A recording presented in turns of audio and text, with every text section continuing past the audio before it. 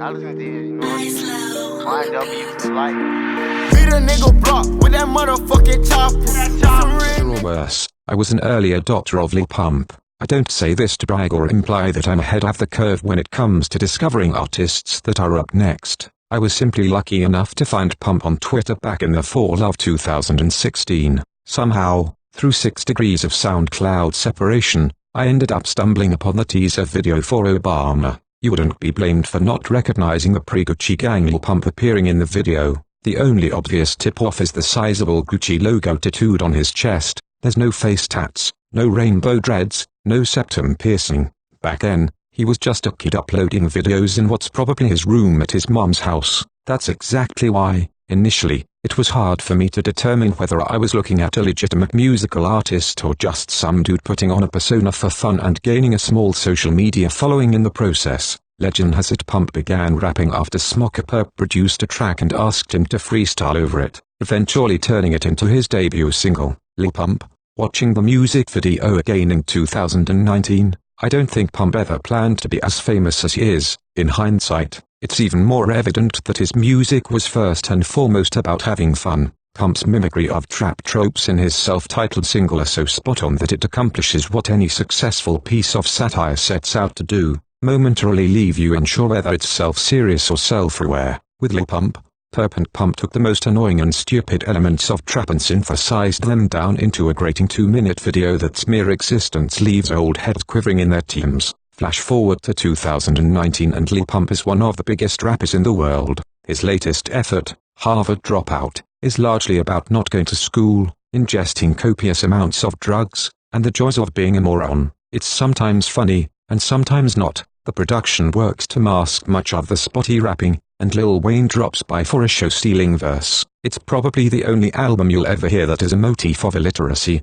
That's pretty much it. You'd be hard-pressed to find anything else of note to unpack here, but at the very least Harvard Dropout is fun, something that can't be said about the latest offerings from serious rap heavyweights like Kanye West, Drake, The Carters, Apashita Side, and Nas. As obvious as it might seem to some that Lil Pump plays a character who was never meant to be a serious rapper, it should be blatant enough from the self-title video when he proclaims that since the 3rd grade he's been had commando and struggles to hold up the correct amount of fingers to signify the number 3. To many long-time rap fans, Lil Pump represents everything that's wrong with contemporary hip-hop, so much so that he was specifically name-dropped by Eminem on his most recent studio album, Old Man Yells at Cloud. But getting mad or complaining about Pump with regard to the current state of hip-hop is akin to responding to a Trump tweet or commenting on a YouTube video. You've already lost by choosing to engage it in such a way in the first place. It's not only misplaced anger, it underscores the specious divide between what's considered real hip-hop and what's not. A better lens to view Pump through is that his fame is indicative of style over substance,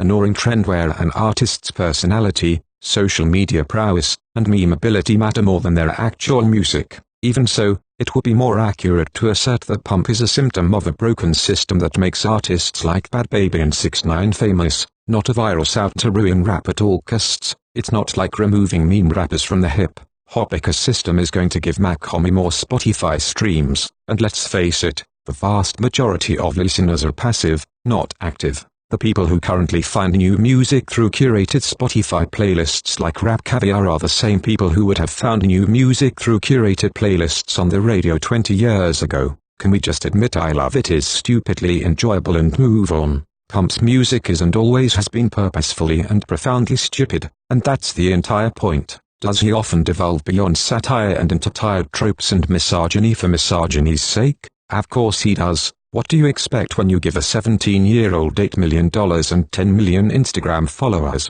but you don't write a line like I take drugs like it's vitamin C? I'm a millionaire but I don't know how to read without it being tongue-in-cheek. As the gap between what constitutes an Onion article and a New York Times headline continues to wane, no one can really be blamed for misreading the blurred lines between real life and parody. Maybe America is in a phase of postmodernism. The fast food president created a snapshot of his own presidency when he served McDonald's on literal silver platters at the White House. Mountain Dew Gamer Fuel trademark sign now comes with a tactile grip and brands are doing epic rap battles of history as sponsored content. Parody is dead. The universe writes itself. Lil Pump is a teenager with a larger-than-life personality who started rapping with his friends for fun and got picked up by the corporate machine, and swept you up along with him. What do you think about Lil Pump?